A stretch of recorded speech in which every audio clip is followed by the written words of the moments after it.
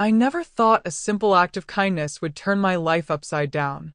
If someone had told me that the man who saved me on a cold, rainy night in Seoul was one of the most feared mafia bosses in South Korea, I would have laughed and walked away. But that's exactly what happened. The night I met Kang Min-jun, I was scared, alone, and struggling to survive in a city that often made me feel invisible. I had no family nearby, no powerful friends, and certainly no reason to cross paths with a man like him. Yet fate had other plans. He appeared out of nowhere when I needed help the most. To me, he seemed calm, protective, and strangely kind. His smile made me feel safe. His presence made me forget my fears. And little by little, I started falling for him. But there was one thing I didn't know. The man who was stealing my heart was living a dangerous double life. The world saw him as a ruthless mafia boss. A man whose name alone made people tremble. A man surrounded by secrets, enemies, and bloodshed. And hidden behind all that power was a dark secret so heartbreaking that it would change everything I thought I knew about him. By the time I discovered the truth, it was already too late. I was in love, and loving him would put my life in danger. So before the story begins, tell me honestly, what would you do if the person you loved turned out to be one of the most dangerous men in the country? Would you run? Or would you stay and fight for love? Because this is the unbelievable story of how I fell in love with a Korean mafia boss and uncovered the dark secret that nearly destroyed us both. There are some nights that seem ordinary when they begin. You leave work, thinking about what to eat for dinner, wondering how you're going to pay your bills, and counting the hours until you can finally rest. Then something happens. Something so unexpected that your life splits into two parts. The life before that moment, and the life after it. For me, that moment happened on a cold, rainy night in Seoul. At the time, I had been living in South Korea for almost 2 years. Moving from Nigeria to Seoul had felt like stepping into another world. Everything was different. The language, the culture, even the way people hurried through the streets without looking at each other. I had come to Seoul with big dreams. Dreams of building a better future. Dreams of making my family proud. But dreams don't pay rent. And by that point, life had become much harder than I expected. I worked long hours at a small cafe near Hongdae. The pay wasn't great, but it was enough to survive. Every month felt like a battle between my salary and my expenses. Some days I questioned whether I had made the right decision by leaving home. That particular evening had been exhausting. The cafe had been packed with customers from morning until closing time. My feet hurt. My back hurt. Even smiling felt like work. When my shift finally ended, I wrapped my coat around myself and stepped outside. Rain poured from the dark sky. The streets glistened under neon lights. Cars splashed through puddles. People rushed by carrying umbrellas. I sighed. The last thing I wanted was a long walk in the rain. But I couldn't afford a taxi. So I started walking. I remember holding my bag close to my chest as I moved through the crowded streets. My mind was busy with worries. The rent due next week. The money I needed to send home. The growing loneliness I rarely admitted to anyone. I miss my family. I missed hearing my mother's voice every morning. I miss feeling like I belong somewhere. A sudden gust of wind pushed icy rain against my face. I pulled my coat tighter. That was when I noticed I had taken a wrong turn. I stopped walking. The street looked unfamiliar. Most of the shops were closed. The bright city lights had faded behind me. Only a few street lamps lit the narrow road ahead. Great, I muttered. I checked my phone. The battery was almost dead. Just my luck. I decided to keep walking and find a main road. The faster I got home, the better. At first, everything seemed normal. Then I heard shouting. My steps slowed. The voices were coming from a nearby alley. A deep voice barked something in Korean. Another voice answered angrily. Then came the sound of something crashing. My heart skipped. Every instinct told me to keep walking. Mind your business. Go home. Pretend you heard nothing. But curiosity can be dangerous. Before I knew it, I glanced toward the alley, and what I saw made my blood run cold. 3 men surrounded another man. One of them held what looked like a metal pipe. The rain hammered down around them. The shadows made it hard to see clearly. But I could tell this wasn't a simple argument. Something was very wrong. I immediately stepped backward. I didn't want any part of it. Unfortunately, one of the men noticed me. Our eyes met. For a second, nobody moved. Then he pointed directly at me. My stomach dropped. I turned and ran. My heart pounded so hard it felt like it would burst from my chest. The sound of footsteps echoed behind me. Fast. Getting closer. I didn't dare look back. The rain made the pavement slippery. My breathing became uneven. Fear shot through every part of my body. I just wanted to get away. Suddenly, my foot slipped. I crashed to the ground. Pain shot through my knee. No, no, no. I scrambled to get up. But before I could move, a shadow appeared in front of me. I froze. The man stood between me and the people chasing me. Tall, broad shoulders, dressed entirely in black. Rain dripped from his dark hair. His face was calm. Too calm. The men behind me slowed to a stop. To my surprise, they looked nervous. Terrified, even. Nobody spoke for several seconds. The tension in the air felt unbearable. Then one of the men lowered his head. Another stepped backward. And another. It was as if they had suddenly realized they had made a terrible mistake.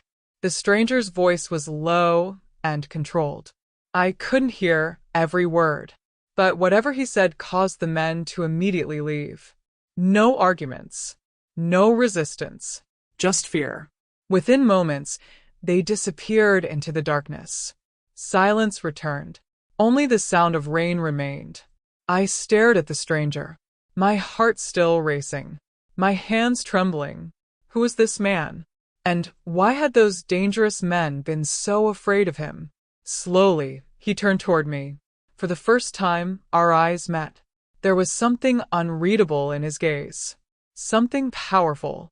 Something broken, yet strangely gentle. Without saying much, he removed his expensive black jacket and placed it around my shoulders. The warmth caught me off guard. "You shouldn't be walking alone here," he said quietly. His voice was calm, but there was concern hidden beneath it. Before I could thank him, before I could ask his name, before I could understand what had just happened, he walked away. Just like that, vanishing into the rain-soaked night, leaving me standing there with his jacket wrapped around me and 1,000 questions running through my mind. I looked down at the jacket. That's when I noticed something stitched inside the collar. A symbol I had never seen before. But somehow, the moment I looked at it, a strange feeling settled in my chest. As if this wasn't the end of our story. As if it was only the beginning. And deep down, I had no idea that the man who had just saved my life was about to change it forever. I barely slept that night. Every time I closed my eyes, I saw him. The rain, the alley, the fear on those men's faces. And most of all, the stranger who had appeared out of nowhere and made them disappear without lifting a finger. It didn't make sense. Who was he? I sat on the edge of my bed and looked at the black jacket hanging on the chair across the room. The expensive fabric looked completely out of place in my tiny apartment. Even in the dim light, it looked like something owned by a man who lived a life very different from mine. A life filled with money, power, and influence. The exact opposite of mine. My eyes drifted to the symbol stitched inside the collar. A black dragon wrapped around a silver rose. Elegant, beautiful, but somehow intimidating. I couldn't stop thinking about it. The next morning, I took a picture of the symbol before leaving for work. Maybe someone would recognize it. Maybe it was just the logo of a company. That seemed like the most reasonable explanation. At least, that's what I told myself. The cafe was unusually busy that day. Customers came and went. Coffee machines hissed. Orders piled up. Normally, work helped distract me. Not this time. Every few minutes, my mind wandered back to the mysterious stranger. By lunchtime, curiosity had completely won. During my break, I showed the picture to one of my coworkers, Hannah. She was one of the first friends I had made in Seoul. If anyone knew something, it would be her. Hannah stared at the photo. Then her expression changed. Instantly, the smile disappeared from her face. "Where did you get this?" she asked quietly. I laughed nervously. Why? "Do you know it?" She looked around before lowering her voice. "Tell me where you got it." For the first time, I felt uneasy. I explained what had happened the previous night. The alley, the stranger, the jacket, everything. The more I talked, the more worried Hannah seemed. When I finished, she sat back in her chair. "You need to return that jacket." I blinked. "That's it. I'm serious." "What is it?" "Some company logo." Hannah shook her head immediately. No. My stomach tightened.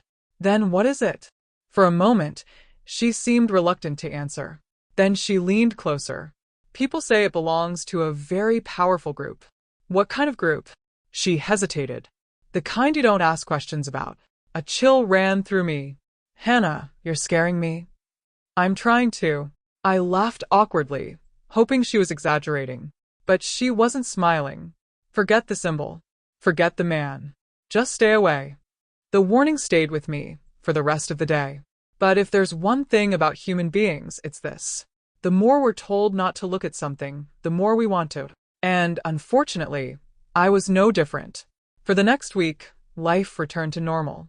Or at least it tried to. I worked, paid bills, called my family back home, pretended everything was fine. Yet every time I saw the jacket hanging in my apartment, I thought about him.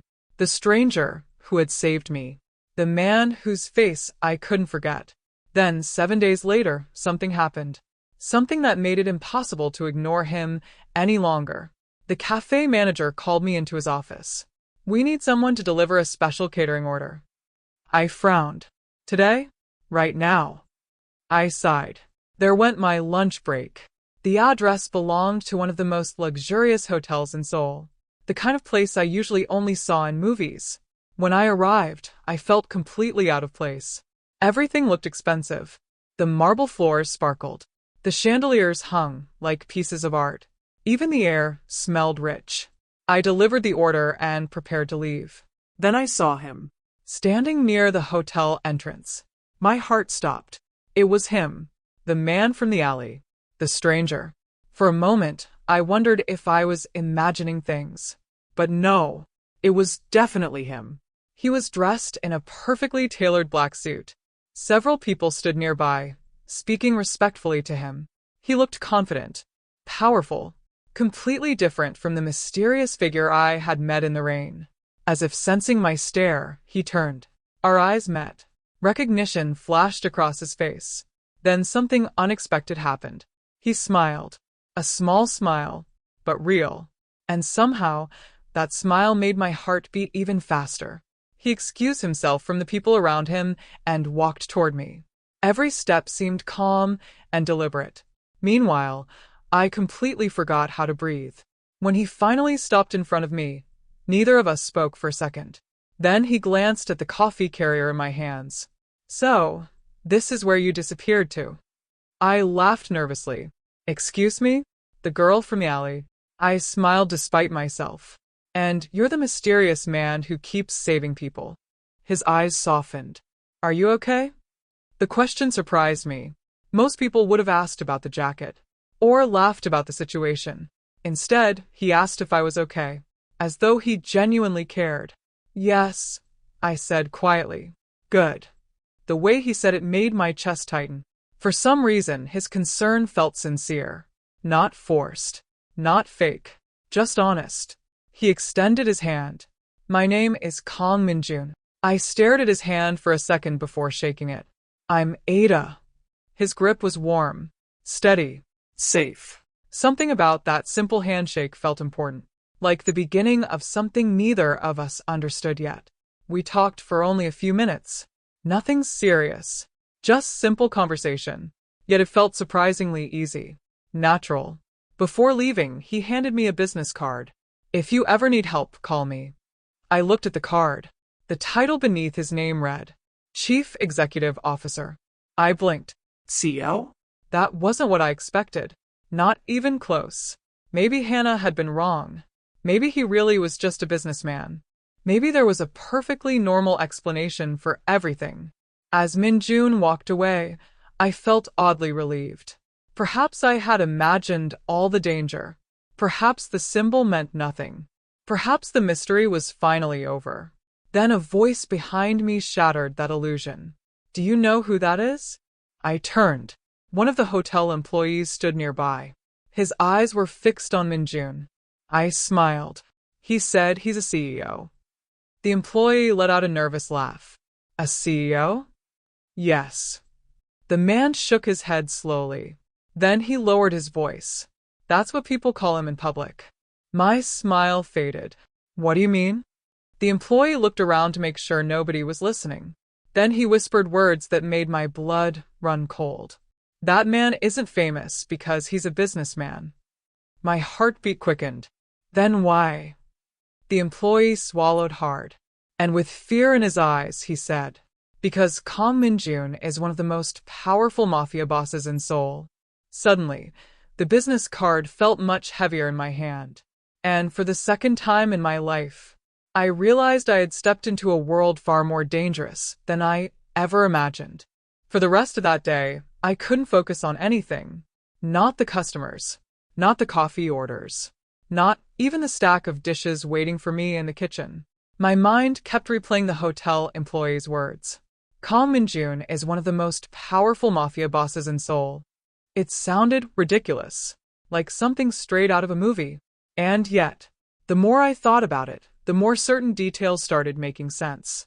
The fear in those men's eyes that rainy night, the way people around him acted, the warning Hannah had given me, the symbol inside the jacket. Maybe it wasn't a misunderstanding after all. Maybe I really had crossed paths with a man who lived in a dangerous world. That evening, I got home and stared at his business card for nearly 10 minutes. One phone call. That was all it would take. I could ask him directly. I could demand answers. Instead, I slipped the card into a drawer and closed it. No, I whispered to myself. This was exactly the kind of trouble I needed to avoid. My life was already complicated enough. I didn't need a mafia boss in it. Unfortunately, life rarely asks what we need. 2 days later, I saw him again. And this time, it wasn't by accident. The cafe was packed as usual when the front door opened. I looked up automatically, then froze. Kang Min-jun had just walked in. My heart immediately started acting like it had forgotten how to behave. Several customers glanced in his direction. It wasn't hard to see why. He carried himself with a quiet confidence that naturally drew attention. Without even trying, his eyes found mine almost instantly. And there it was again. That small smile. The one that somehow made me forget every warning I'd been given. He approached the counter. Hello, Ada. The sound of my name on his lips did strange things to my heart. I forced myself to remain calm. Hello. What do you recommend? I stared at him. There are literally 50 items on the menu. He smiled. I trust your judgment. I rolled my eyes. But secretly I was fighting a smile. After preparing his order, I handed him the cup. He glanced at the name written on it, then looked back at me. Thank you. Simple words.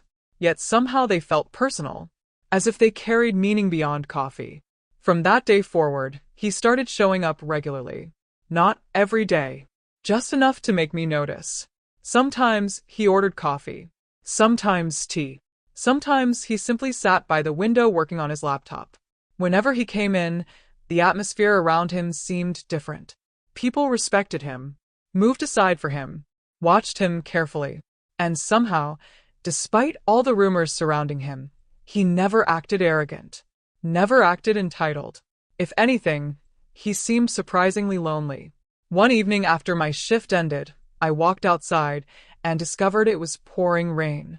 Again, I sighed. Seoul clearly enjoyed torturing me. Then I noticed a familiar black car parked nearby. The window lowered. Min-jun sat inside. You need a ride? I laughed. You've been waiting here? His expression remained calm. I happened to be nearby. The lie was so obvious that even he seemed amused by it. I crossed my arms. You know, normal people usually text before offering rides. You never gave me your number. I blinked, then laughed despite myself. 5 minutes later, I was sitting inside the car. Part of me knew it was a terrible idea. The other part enjoyed every second. The city lights reflected across the windows as we drove through Seoul. For the first time, we actually talked. Really talked. Not just small talk. Real conversation. I told him about growing up in Nigeria, about my family, about the dreams that brought me to South Korea. He listened carefully, not pretending to listen. Actually listening. The kind of listening that made you feel important, seen, valued. And somehow, that meant more than I wanted to admit. What about you? I finally asked. His eyes remained fixed on the road. What about me? Your family. The smile disappeared. Instantly. The silence that followed felt heavier than anything he'd said. I don't talk about them much. I immediately regretted asking. I'm sorry. It's okay. But it clearly wasn't. Something painful hid behind those words. Something he wasn't ready to share. The rest of the drive passed quietly. Yet somehow, I felt closer to him than before.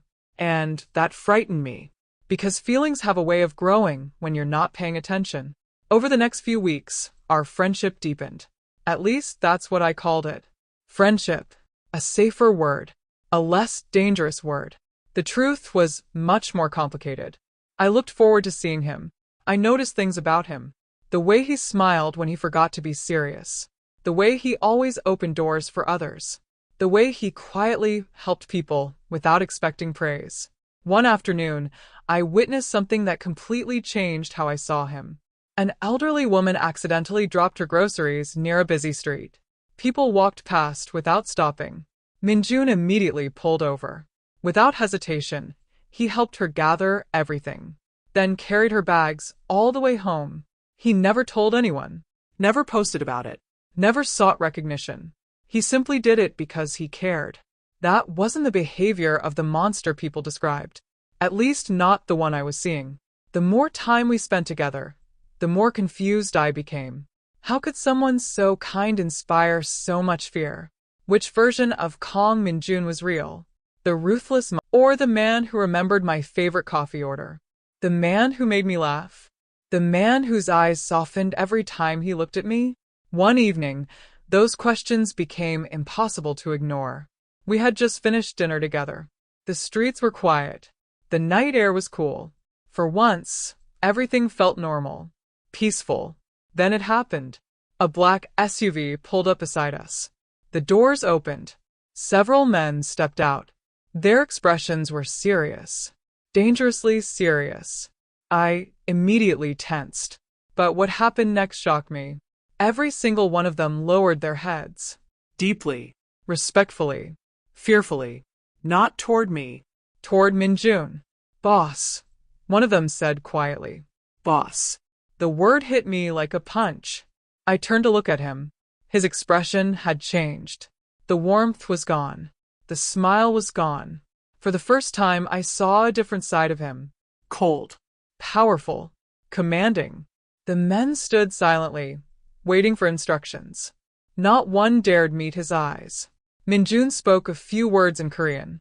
Immediately they obeyed. No questions asked. No hesitation. Just absolute obedience. My heart pounded, because in that moment I finally understood something. The rumors weren't rumors. The fear wasn't exaggerated. And the dangerous world everyone warned me about was very real. When the men left, silence settled between us. I looked at him, really looked at him, and for the first time since we met, I wasn't sure I knew who he was. Then he turned toward me. Our eyes met. And something in his expression told me he knew exactly what I was thinking. A long silence followed, before he finally spoke. Quietly, carefully, almost reluctantly. Ada. My heart sank, because I knew what was coming next. The truth. And somehow, I wasn't sure I was ready to hear it. Ada. The way Min-jun said my name made my stomach tighten. We stood on the quiet street, facing each other. The city lights glowed around us, but suddenly everything felt distant, muted, as if the world had faded away, leaving only the two of us and the truth that had been waiting between us all along. Neither of us spoke for several seconds. I could hear my own heartbeat. Fast. Uneven. Nervous. Because deep down I already knew. I just didn't want to hear it. Not from him. Not from the man who had slowly become the brightest part of my days. The man who made me smile when life felt heavy. The man I had started caring about far more than I should have. Finally, I broke the silence. "Who are you, Min-jun?" His eyes remained on mine. And for the first time since we met, I saw something that looked like fear. Not fear for himself. Fear of losing something. Or someone. Me. He slowly exhaled. Then looked away. I was hoping I'd have more time. My heart sank. That wasn't the answer of an innocent man. More time for what? His jaw tightened. More time before you found out. The words hurt more than I expected. Because suddenly I realized something. He had known this moment was coming. From the very beginning. Every coffee. Every conversation. Every smile. He knew there were parts of himself he wasn't showing me. Parts he was hiding. "Tell me the truth." His eyes met mine again. And this time, there was no hesitation. No lies. I nodded. No lies. A painful smile touched his face. Then disappeared. People know me as Kang Min-jun. I stayed silent. They know me as a businessman. Another pause. But that's only part of the truth. The air felt heavier. My chest tightened. I also lead an organization. The word organization sounded carefully chosen, deliberately soft, as though saying it differently would somehow make it hurt less. "What kind of organization?" He looked away briefly, then answered. "The kind people fear." My heart dropped. There it was. The truth. No more rumors. No more guessing. No more hoping people had been wrong. The hotel employee had been right. Hannah had been right. Everyone had been right. The man standing in front of me wasn't just a wealthy CEO. He was one of the most powerful mafia leaders in Seoul. And somehow, hearing him admit it hurt far more than I expected. I took a step backward, then another, instinctively creating distance between us. The pain that flashed across his face was immediate, but I couldn't stop. Everything suddenly felt confusing, complicated, dangerous. "How many times were you going to see me without telling me?" My voice shook. His silence gave me my answer. Too many. I laughed bitterly. Not because anything was funny. Because I didn't know what else to do. "I trusted you. I know. You should have told me. I know. You let me believe you were someone else." His eyes lowered. For perhaps the first time since meeting him, Kang Min-jun looked defeated. Not powerful. Not feared. Just human. And somehow that made everything worse. Because I wanted to hate him. But I couldn't. I wanted to walk away without looking back. But my heart refused to cooperate. The silence stretched between us. Painful. Heavy. Real. Then I asked the question that had been haunting me for weeks. "Have you hurt people?" The moment the words left my mouth, his expression changed. Not angry. Not defensive. Just sad. Deeply sad. After a long pause, he finally answered. "Yes." The honesty hit harder than any lie could have. At least he wasn't pretending. At least he wasn't trying to make himself look innocent. But that answer still shattered something inside me. Because now the danger wasn't theoretical. It was real. His world was real. And it was darker than I wanted to imagine. Tears burned behind my eyes. I hated that they were there. I hated that this affected me so much. And most of all, I hated how much I cared about him. Because caring made this hurt. A lot. "I can't do this." The words came out barely above a whisper. Min-jun's face remained calm. But I could see the pain in his eyes. He understood. Maybe he had expected this all along. "You should go," he said quietly. I stared at him. Part of me expected him to argue. To stop me. To convince me to stay. Instead, he simply stood there, accepting it, respecting my choice. And somehow, that hurt even more. "You're not going to stop me?" A faint smile appeared. A sad one. No. Why not? His answer came immediately. Because if you stay, it should be your choice. My throat tightened. For several seconds, neither of us moved. Then I turned around and walked away. Every step felt heavier than the last. I kept waiting for him to call my name, to run after me, to stop me, but he never did. When I finally looked back, he was still standing there, watching, Silent. alone. The distance between us felt enormous, and yet somehow not nearly enough. That night I cried. For the first time since arriving in Seoul, I cried harder than I had in years. Not because I was afraid, although I was. Not because I felt betrayed, although I did. I cried because the man I had fallen for was real. Every laugh, every conversation, every act of kindness, that part of him had been real. But so was the darkness, and I didn't know how to separate one from the other. The following days were miserable. I stopped answering his messages, stopped taking his calls, stopped visiting places where I thought I might run into him. I told myself I was doing the right thing, that I was protecting myself, protecting my future. Yet every night, I found myself checking my phone, hoping, missing him, wondering if he was okay. Then one evening, something happened that made me realize leaving Min-jun behind wasn't as simple as I thought. I was walking home after work. The sun had already set. The streets were quieter than usual. At first, I didn't notice anything strange. Then I heard footsteps. Behind me, I kept walking. The footsteps continued. Slow. Steady. Following. A cold feeling settled in my stomach. I turned a corner. The footsteps turned too. My pulse quickened. I looked back. A man stood several meters away, watching me. When our eyes met, he immediately looked away. But it was enough. Enough to know he wasn't there by accident. Fear crawled through my chest. I started walking faster. The man did the same. Another figure appeared further down the street. Then another. My breathing became uneven. Something was wrong. Very wrong. And deep down, a terrifying realization hit me. These men weren't following me because of who I was. They were following me because of who I knew. Because somehow, someone had discovered that Kang Min-jun cared about me. And in his world, that made me dangerous to keep alive. Or valuable enough to use. Either way, I had just become a target. The moment I realized those men were following me, panic took over. My heart pounded so hard that I could hear it in my ears. I tried to stay calm. Maybe I was overthinking. Maybe they were simply heading in the same direction. But deep down I knew better. Every instinct inside me was screaming that something was wrong. Very wrong. I tightened my grip on my bag and quickened my pace. The footsteps behind me grew faster. Closer. My breathing became uneven. I turned another corner. Then another. But no matter where I went, they were still there. Watching. Following. Waiting.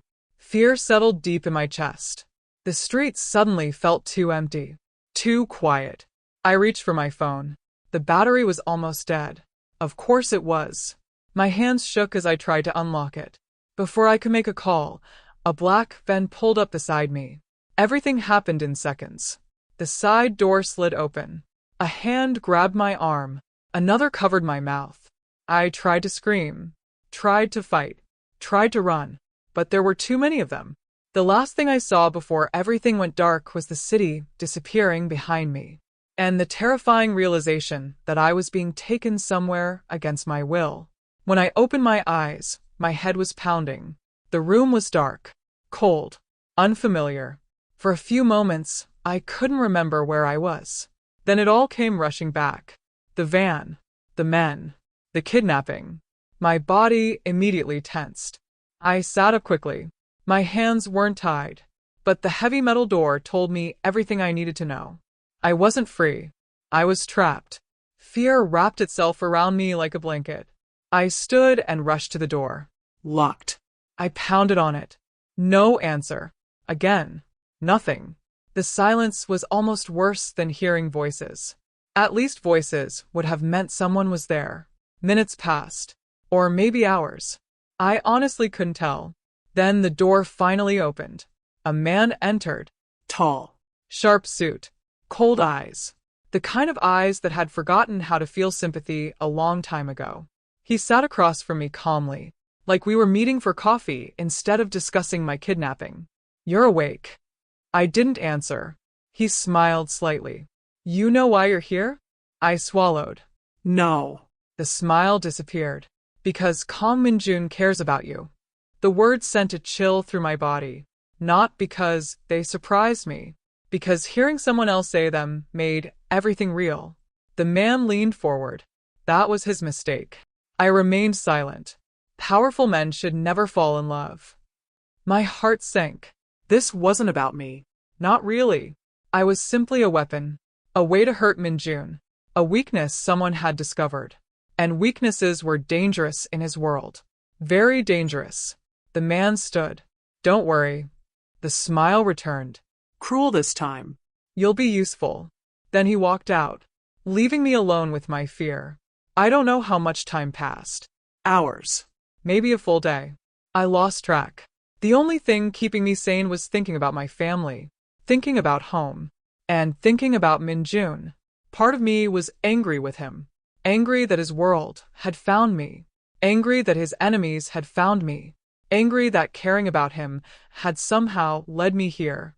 But another part of me knew the truth. This wasn't what he wanted. And if he knew where I was, he would come. The thought should have comforted me. Instead, it terrified me. Because if Min-jun came for me, people would get hurt. Maybe even killed. And I didn't want that burden on my conscience. Hours later, I heard shouting somewhere outside the room. Then footsteps. Lots of them. Running. Fast. The atmosphere suddenly changed. Something was happening. Something big. A gunshot echoed through the building. I froze. Then another. And another. My blood ran cold. The shouting grew louder. Closer. The men guarding the room began yelling in panic. One rushed past the door. Then another. The confidence they had shown earlier was gone. Replaced by fear. Pure fear. And for some reason, that terrified me even more. Because only one thing could make dangerous men afraid. Someone even more dangerous. Suddenly, the metal door burst open. I jumped to my feet. My heart nearly stopped. Standing there was Kang Min-jun. His suit was stained with rain and dirt. His breathing was heavy. His eyes searched the room frantically.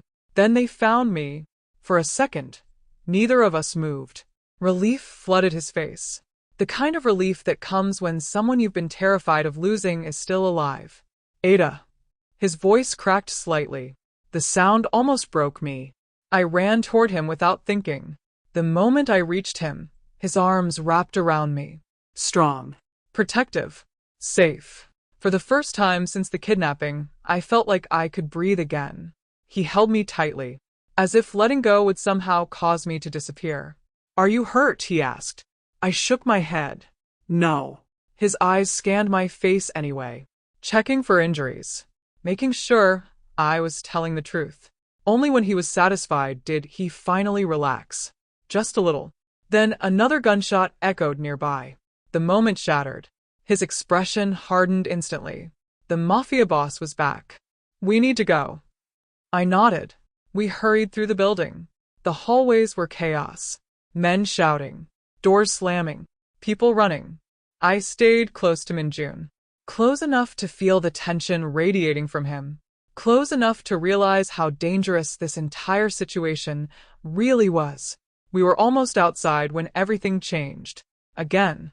A man appeared from behind a pillar. Gun raised. Everything happened too fast. I saw the weapon. I saw the trigger move. I saw the flash. And then, Min-jun shoved me aside. A deafening shot echoed through the air. His body jerked violently. For a second, I didn't understand what had happened. Then I saw the blood. My entire world stopped. No. Min-jun staggered. His hand pressed against his side. Blood spilled through his fingers. Bright red. Too much of it. Way too much. My knees nearly gave out.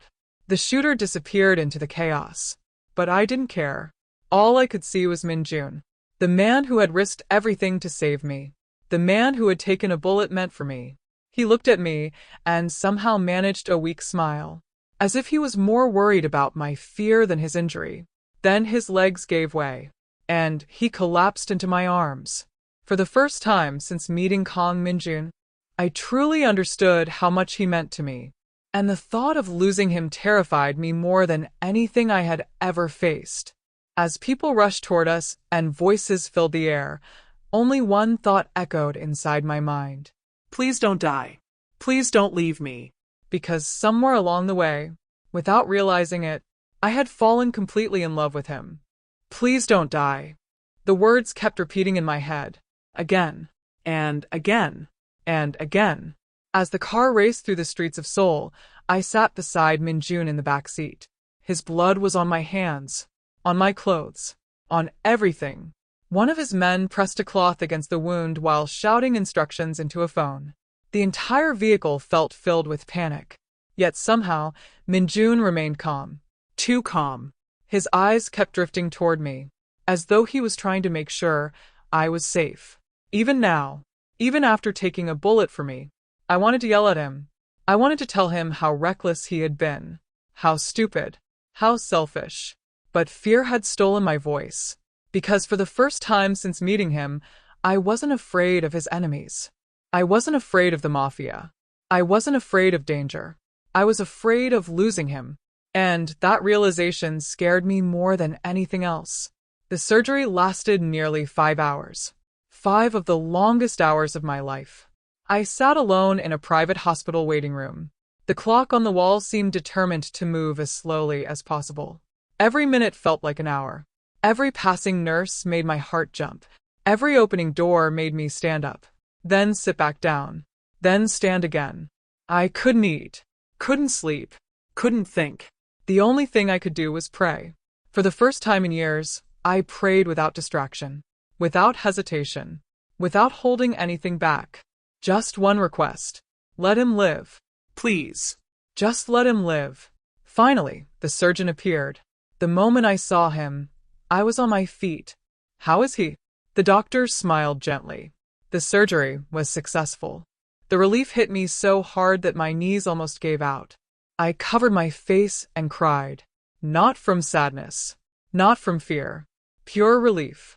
The kind of relief that only comes when you realize someone you love is still alive.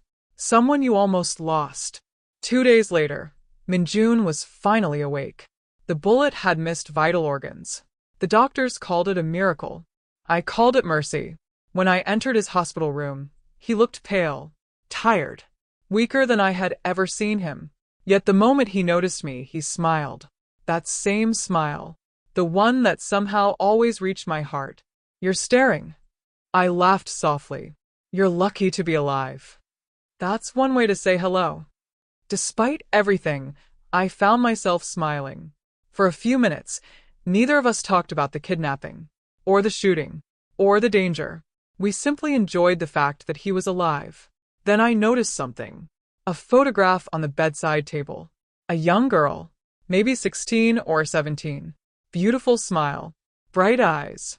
She looked strangely familiar. I picked up the picture. Who's this? The change in Min-jun's face was immediate. His smile faded. His eyes softened. For a moment, he looked completely different. Not like a feared mafia boss. Not like a powerful leader. Just like an older brother. My sister. I blinked. You have a sister? He nodded. Her name is Sujin. I stared at the photograph again. The girl looked happy, innocent, normal. Nothing like the dangerous world surrounding Min-jun. Something about that bothered me, because suddenly a question formed in my mind. A question I had never asked. How had someone like Min-jun ended up in the Mafia in the first place? The man I knew wasn't cruel. He wasn't heartless. He wasn't evil. So what happened? The answer came unexpectedly later that night. After Min-jun fell asleep, one of his oldest associates approached me. An older man named Mr. Choi. He had worked with Min-jun for years, long before I came into the picture. His expression was serious. You deserve to know the truth. The words immediately caught my attention. What truth? Mr. Choi looked through the hospital window, toward the city lights beyond. Then he sighed. The truth about Min-jun. A strange feeling settled in my chest, because something told me this wasn't going to be easy to hear. He wasn't born into this life. I frowned. What do you mean?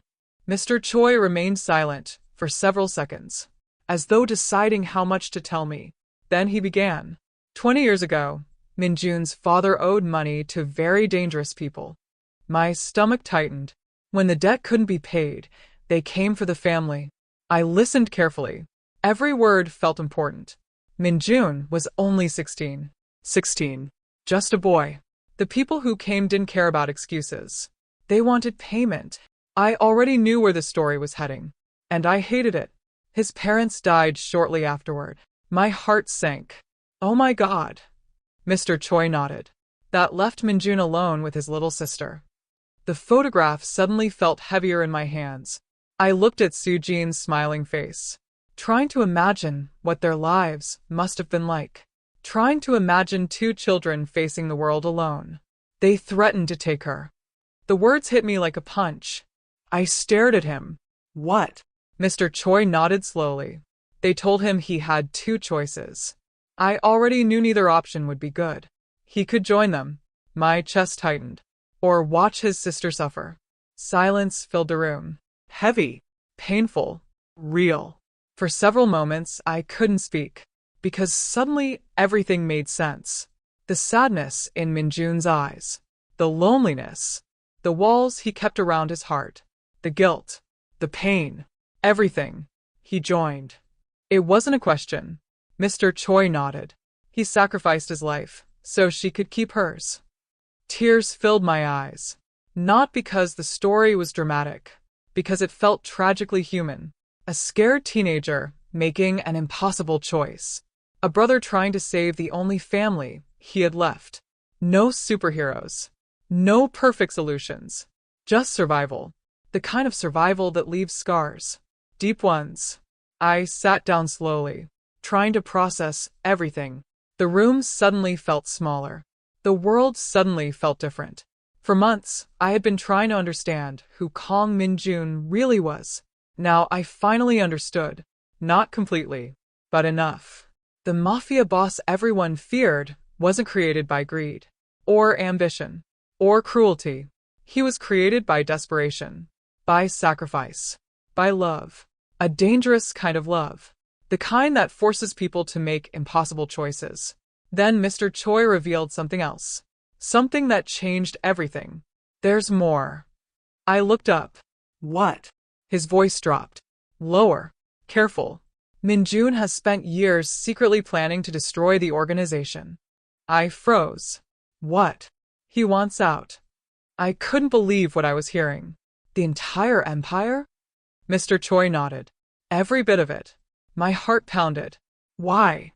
The older man's answer came immediately. For his sister. Of course. For Soo-jin. Everything always came back to her. He's been collecting evidence for years. I stared at him, unable to speak. He wanted enough evidence to bring down everyone involved. My mind raced. If that was true, then Min-jun wasn't protecting the organization. He was preparing to destroy it. From the inside. Quietly. Patiently. Risking his life every day. And suddenly I understood why he looked so tired. Why there was sadness behind his smiles. Why he carried the weight of the world on his shoulders.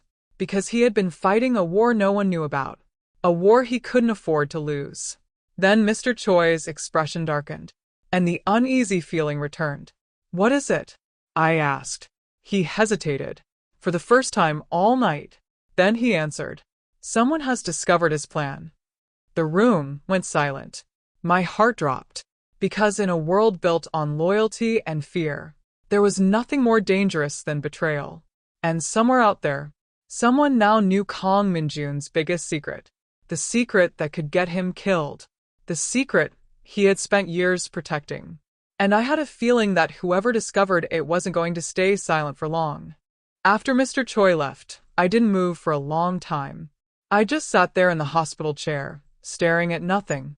My mind was full, but my body felt empty. Everything I had learned about Min-jun kept replaying in my head. The 16-year-old boy, the dead parents, the little sister he was trying to protect, the impossible choice he never really had. And now the plan. The secret plan to destroy everything he had built. It didn't make him less dangerous, but it made him something else too. Human. Too human for the world he was living in. I looked toward his hospital bed. He was sleeping again, breathing slowly, bandages wrapped around his body.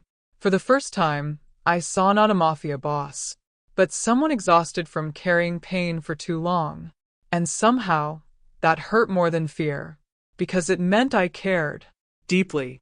And caring in his world seemed like the most dangerous thing of all.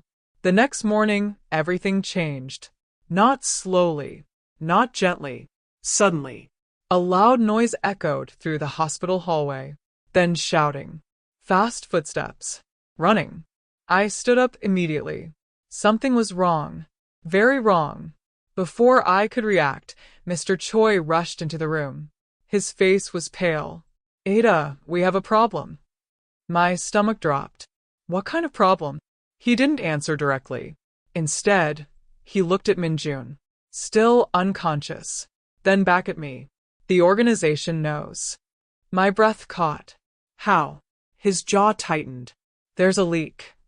The word hit like ice water. A traitor. Someone inside. Someone close. Before I could speak again, alarms sounded outside. People were shouting in Korean. Doors were opening and slamming shut. The hospital was no longer just a hospital. It was becoming something else. A battlefield. Mr. Choi moved quickly to the window and looked outside. His expression changed instantly. They're here. My blood ran cold. Who? But I already knew the answer before he spoke. Min-jun's men and the traitor's faction. My hands started shaking. Inside a hospital? He nodded grimly. No place is safe anymore. I turned to Min-jun. He was still unconscious. Still weak. Still recovering. And now his enemies had come to finish what they started. No, I whispered. He can't fight like this. Mr. Choi shook his head. He may not have a choice. Another loud bang echoed somewhere in the building. Closer this time. I felt my heart racing out of control. What do we do? Mr. Choi looked at me seriously. We move him. Before I could respond, the door burst open again. This time it wasn't friendly. 3 armed men stepped inside. Dark suits. Cold eyes. No hesitation. My body froze instantly. One of them looked at Min-jun's bed, then at me, and smiled. So this is her. My blood turned cold. The room suddenly felt too small, too exposed, too late. Mr. Choi stepped in front of me immediately. Back away, he said firmly. The man tilted his head. Or what? Silence. Heavy. Dangerous. Then chaos exploded. Everything happened at once. Mr. Choi grabbed a metal tray and swung it. One of the men stumbled. Another pulled a weapon. I screamed. I didn't even realize I had screamed. The sound of a gunshot filled the room. I ducked instinctively. My ears rang. My heart felt like it stopped. Then I heard it. A low voice. Weak. But unmistakable. Enough. Everyone froze. Every head turned. Min-jun. He had woken up. Barely. His eyes were open, but full of pain. His breathing was uneven. His hand pressed against his wound. But his presence, even like that, changed the entire room. The armed men hesitated. Just for a second. That was all he needed. Leave, he said quietly. One of them laughed. You think you still have power here? Min-jun slowly sat up. Every movement looked like it hurt, but he didn't show weakness. Not in his voice. Not in his eyes. Leave, he repeated. This time colder. Heavier. The kind of tone that didn't ask. It commanded. The air shifted instantly. Even injured, even half awake, he was still Kang Min-jun. And they knew it. For a moment, nobody moved. Then one of the attackers raised his gun. I think you've forgotten who's dying here. That was the mistake. Before he could pull the trigger again, Min-jun moved. Fast. Despite the pain. Despite the injury. He grabbed a metal stand beside the bed and threw it. It hit the man's arm. The gun dropped. Chaos returned. Mr. Choi rushed in again. More shouting. More footsteps. The room turned into confusion. And in that chaos, Min-jun looked at me. Really looked at me. Ada, he said sharply. Stay behind me. But I couldn't. Not anymore. Because I finally understood something. This wasn't just his war. Not anymore. It was mine too. And I wasn't going to stand there helpless again. As another shot rang out in the hallway, I stepped forward, right into the middle of the chaos. And everything changed. The moment I stepped forward, everything felt unreal. Like my body moved before my mind could catch up. My heart was pounding so hard I could barely hear anything else. Gunshots echoed in the hallway. Shouting. Footsteps. Chaos everywhere. And yet, in the middle of it all, I felt something strange. Clarity. Because for the first time, I wasn't just watching Min-jun's world. I was inside it. A man rushed into the room, weapon raised. Mr. Choi reacted first, pushing him aside, but another followed right behind him. I froze for half a second. Just half. Then instinct took over. I grabbed the force stand beside Min-jun's bed and swung it as hard as I could. It hit the man's arm. His gun dropped. The sound of metal hitting the floor felt louder than the gunfire. Min-jun looked at me. Not shocked. Not angry. Just aware. Like he finally understood I wasn't going to run anymore. Ada, he said sharply, his voice strained. Stay back. But I didn't move. Because everything was happening too fast now. Men were pouring into the hallway. Some loyal to Min-jun. Some not. It was impossible to tell who was who anymore. The hospital had turned into a war zone. And at the center of it was the man still lying in a hospital bed moments ago. Min-jun forced himself to stand. Pain was written all over his face. But so was determination. He wasn't just fighting for survival anymore. He was fighting for control. For everything he had built. And maybe for me. Another explosion of shouting came from outside the room. Then a familiar voice. Cold. Confident. Mocking. Still alive, Min-jun? A man stepped into view. Well-dressed. Calm. Too calm. Behind him stood armed men. But something about him felt different. He wasn't reacting like a soldier. He was reacting like someone who had already won in his mind. Min-jun's expression changed instantly. A flicker of something dark passed through his eyes. Betrayal recognition. You, Min-jun said quietly. The man smiled. I told you this would end badly for you. My stomach tightened. This was the traitor. The one Mr. Choi warned about.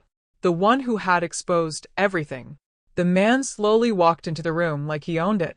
His eyes briefly landed on me. And stayed there. So this is the reason, he said. I felt my skin go cold. Min-jun stepped slightly in front of me. A protective reflex. Even injured. Even weak. Still shielding me. The traitor chuckled. You always had one weakness, Min-jun. Min-jun didn't respond. The man continued. You could survive anything except caring about someone. Silence filled the room. Heavy. Sharp. Dangerous. Min-jun's jaw tightened. That's not your concern.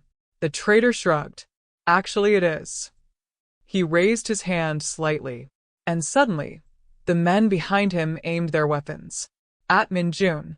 At me. At everyone in the room. My breath caught. This was it. The end. But Min-jun didn't panic. He looked strangely calm. Like he had already prepared for this moment long before it arrived.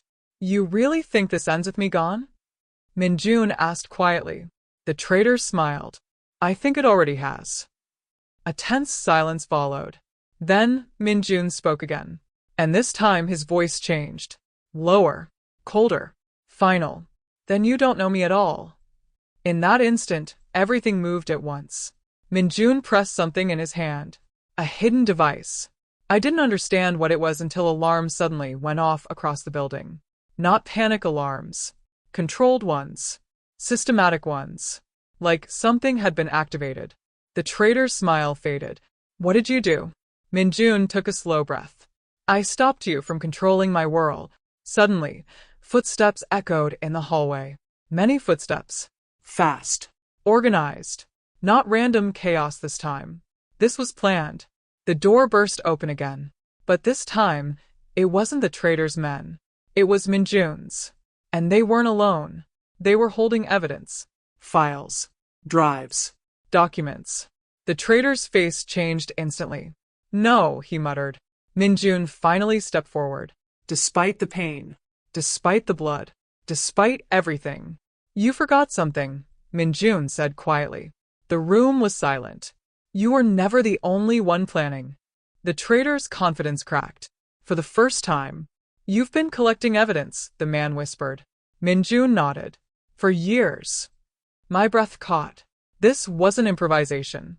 This wasn't panic. This was execution. A plan long in motion. The traitor raised his gun. Kill him. But before anyone could move, the doors behind him slammed open again. Police. Real police this time. The room erupted into confusion. Shouting. Arrests. Weapons dropping. The traitor tried to run. But it was too late. He was surrounded. For the first time, the power he thought he controlled had completely collapsed around him. And Min-jun just stood there, watching it end. Not with violence, but with consequences. Slow. Final. Unavoidable. When it was over, silence returned. Not peaceful silence. Heavy silence. The kind that comes after everything changes. Min-jun's knees nearly gave out. I rushed to him immediately. This time, I caught him. Not the other way around. His breathing was uneven. But he was still awake. Still here. He looked at me. And for the first time in a long time, there was no war in his eyes. Only exhaustion. I'm sorry, he whispered. I shook my head immediately. Don't. His eyes softened. For a moment, everything else disappeared. The hospital. The chaos. The danger. It was just us again. You didn't have to stay, he said quietly. I swallowed hard. I know. A pause. Then I added something I didn't fully understand until I said it. But I did. His expression changed. Something broke through the exhaustion. Something warm. Something real. And before either of us could say anything else, he leaned slightly closer. Not as a mafia boss. Not as a powerful man. Just as someone who had almost lost everything. And found it again. And in that quiet, broken moment, I finally understood what I felt for him wasn't fear anymore. It was love. Real love. And this time, I wasn't running from it. After everything, silence felt different. Not the dangerous kind. Not the heavy kind. But the kind that comes when chaos finally ends and your body doesn't know how to relax yet. The hospital room was quiet. Too quiet. Min-jun was still recovering, but this time there were no armed men outside the door. No panic in the hallways. No one waiting to strike. Just guards in uniforms. Police. Order. Real order. For the first time in a long time, it felt like the world had stopped chasing him. I sat beside his bed, watching him breathe slowly. He looked different now. Not weaker. Just lighter. Like something heavy had finally been lifted off his shoulders. But I knew better. Healing from everything he had been through wasn't going to happen overnight. Maybe not even in months. Maybe not fully ever. Still, he was here. Alive. And that alone felt like a miracle. You're staring again, he said softly. I smiled faintly. You almost died. I think I'm allowed. A small laugh escaped him, followed by a wince.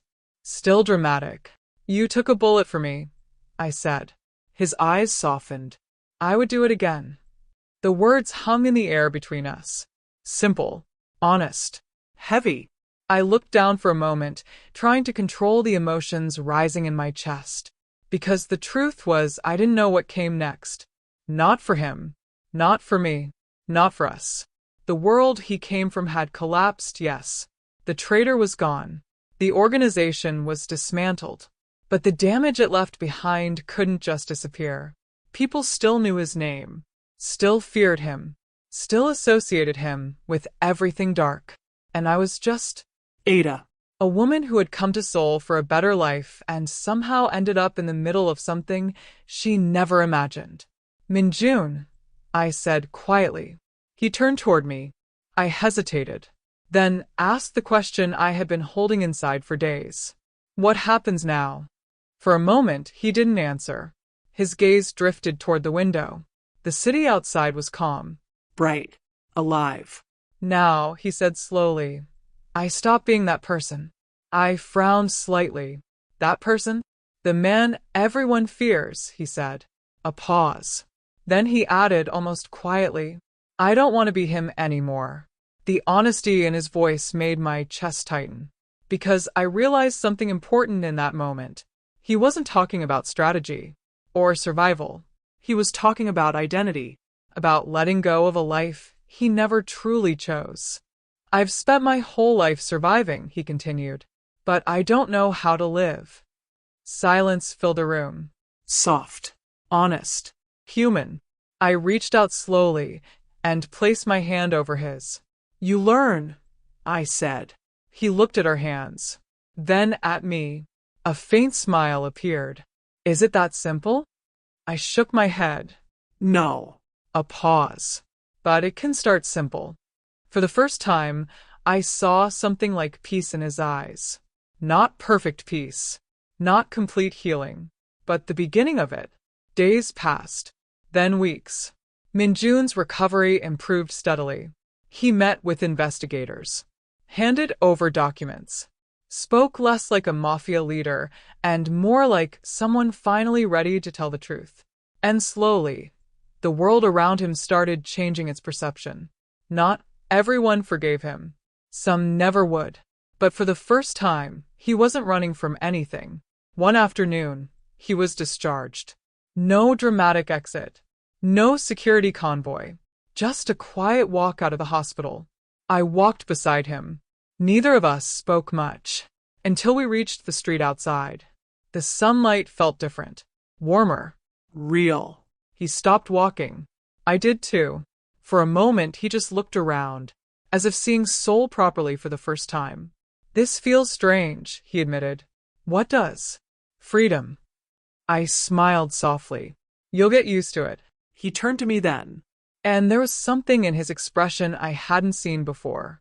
Not fear, not control, not pain, just sincerity. Ada, he said. My heart beat a little faster. I don't know what I am anymore, he continued. But I know one thing. I waited. He took a breath. I don't want to do this alone. The words landed softly, but deeply. I didn't answer immediately, because this wasn't a decision you rushed. This wasn't just romance. It was rebuilding. Trust. Life. Everything. Finally, I smiled. Then don't. A long silence followed. Not awkward. Not heavy. Just real. Then, slowly, he reached for my hand, and I let him.